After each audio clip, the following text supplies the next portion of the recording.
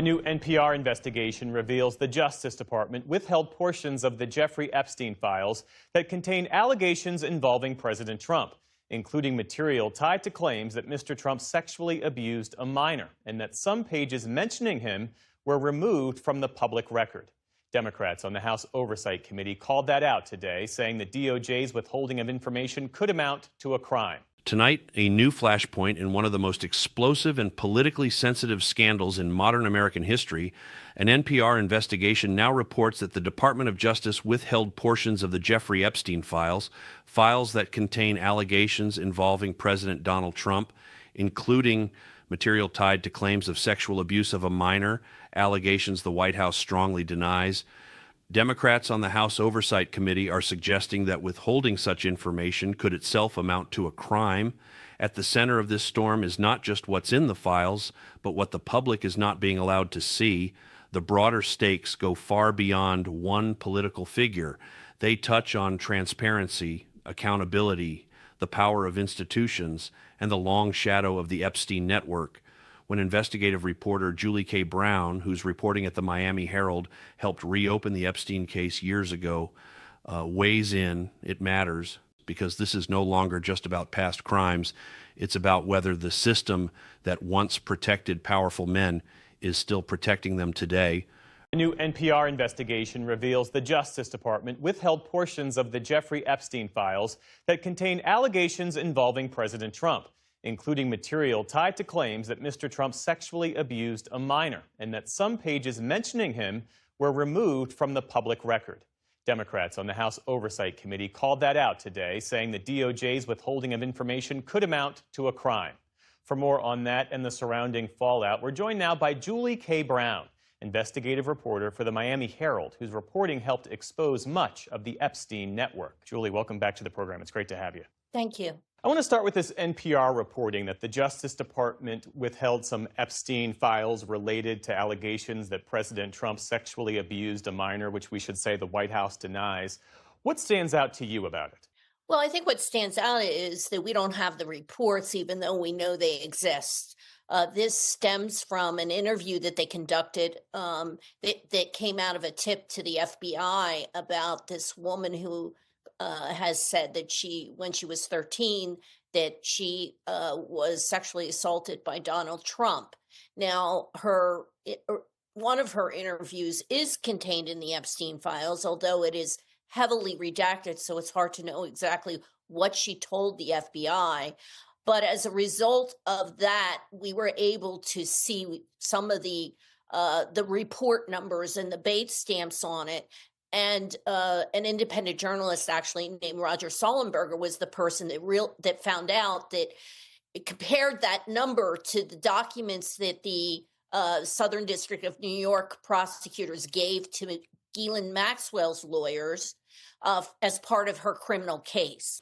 You broke this story 8 years ago with your investigative reporting. With the benefit of time and hindsight, what do you see more clearly now about how power insulated Jeffrey Epstein and how much of that protective structure still exists?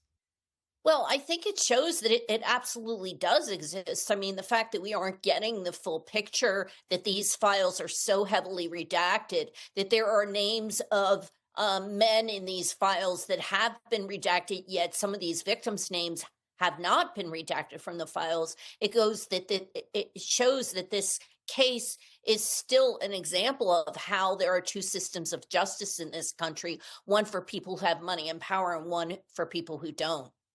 Well, what key questions remain unanswered, and where do you think the public and the media might be misunderstanding or oversimplifying what these documents can and can't do?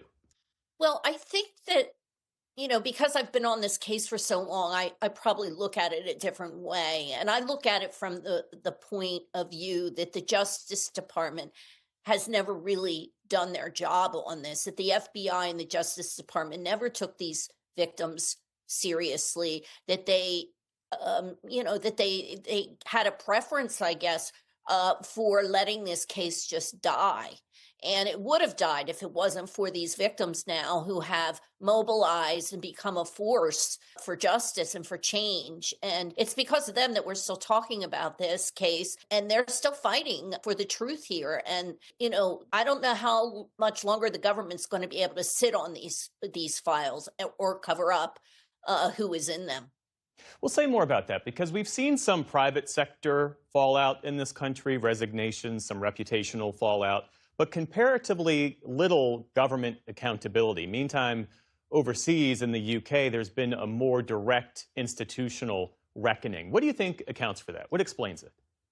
Well, I think that right now in our country, we really aren't holding people in authority accountable at all. I mean, we're seeing it with what's happening with our government to some degree, with some of the people who work for our government, supposedly working for us, who are making money, through their positions in government instead of, using their positions for the public and for a public good. And I think if you don't have the kind of government that really wants to work for the people, this is the kind of thing that happens. I can't explain why European or British government feels that they are taking a different approach. But I do think that our government, for reasons that I think are evident to most people, are covering up this crime. And it is a crime. It has nothing to do with politics. It has nothing to do with whether someone's a Republican or a Democrat. It was a crime against children and women. And I think until the public understands that we have to have leaders in our government that are going to fight for women and children, we won't see any accountability in this case. A number of those survivors will be at tonight's State of the Union address. For them, this isn't history. This is very much ongoing. How should we be thinking about this moment from their perspective? I think we should hold all of our elected leaders, like I said, regardless of their political party, we should hold them accountable for how they are treating these victims. We know that members of the Trump administration, for example, has never met with these victims and have been characterizing this as a hoax. I think people that actually look at these files know that this is not a hoax, that this is a crime that actually happened, or we have to do things differently and not let this happen again. Julie K. Brown of the Miami Herald, thanks again for your time. What stands out immediately in this exchange is the framing Jeff opens by emphasizing the NPR investigation and the allegation that documents were withheld, placing the focus squarely on institutional behavior rather than solely on the allegation itself that strategic choice matters. The story is not presented merely as an accusation, but as a question of governmental transparency and potential obstruction. Julie K. Brown's tone is measured, deliberate, grounded in documentation. She does not overstate what is known. Instead, she emphasizes what is missing. We don't have the reports, even though we know they exist. That line is powerful because it shifts the conversation from accusation to absence. In media strategy terms, absence can be more destabilizing than presence. The idea that documents exist, that report numbers can be matched, that stamps confirm records, but that the public cannot see them creates a vacuum. And in politics, vacuums invite suspicion. Notice how Brown carefully walks through the evidentiary chain. She references the FBI interview, the heavily redacted file, the independent journalist who matched report numbers, to documents provided to Ghislaine Maxwell's defense by the Southern District of New York. This layering of procedural detail serves two purposes. First, it establishes credibility. Second, it insulates her from claims of speculation. She is not alleging beyond the record. She is highlighting discrepancies within the record. Then the narrative shifts. Jeff pivots to a broader structural question: how power insulated Jeffrey Epstein. Here the conversation expands. From an individual allegation to systemic critique, Brown reframes the issue as one of two systems of justice, one for the powerful, one for everyone else. That rhetorical move is significant because it universalizes the concern. It is no longer about partisan politics. It becomes about structural inequality within the justice system. Her comparison between redacted names of men and unredacted names of some victims is especially striking, whether one agrees with her interpretation or not. The imagery is potent. It suggests an imbalance in protection, a narrative that resonates deeply in a country already polarized over privilege and accountability.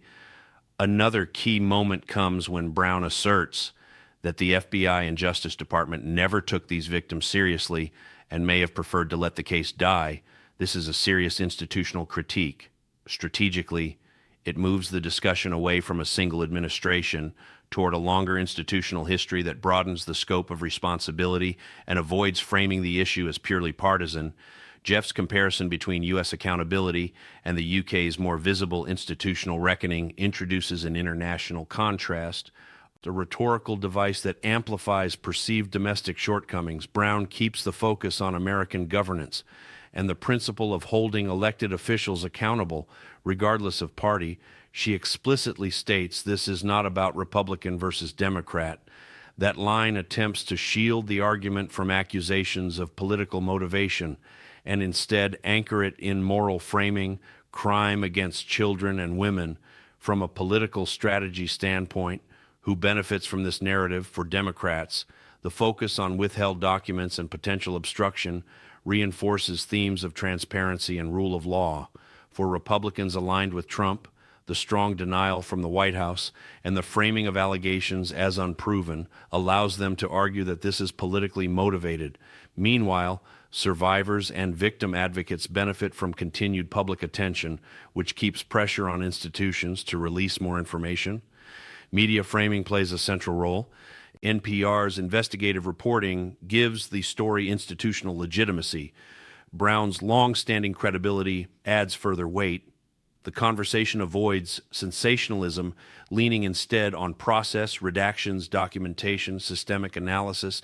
That approach may appeal to viewers who value investigative rigor over partisan rhetoric. There is also a subtle emotional undercurrent. Brown repeatedly brings the focus back to the victims when she says the case would have died if not for survivors who mobilized. She shifts agency to them. That reframing counters the narrative that this is purely a political battle. It grounds the story in human impact. Tone matters here. Brown remains calm, controlled, methodical. Jeff maintains a steady, probing style without inflammatory language. That moderation itself becomes a rhetorical choice. In an era of highly charged exchanges, restraint can signal seriousness. The unresolved tension remains transparency. The key unanswered question is simple. If documents exist, why are they not fully available? Whether one views the redactions as legally justified or politically motivated, the lack of clarity fuels mistrust, and mistrust in today's political climate spreads quickly. Ultimately, this confrontation underscores a broader democratic dilemma. Can institutions investigate powerful figures without fear or favor? Can transparency coexist with privacy and due process? Can media coverage navigate allegations responsibly while demanding accountability? As this story continues to unfold, the political implications will likely deepen. Survivors attending high-profile events, congressional scrutiny, investigative reporting, each adds pressure to an already volatile situation. So now the question turns to you. Do you believe the withholding of these files reflects legitimate legal caution, or does it signal deeper systemic protection of power? And what level of transparency should the public demand in cases involving allegations of this magnitude?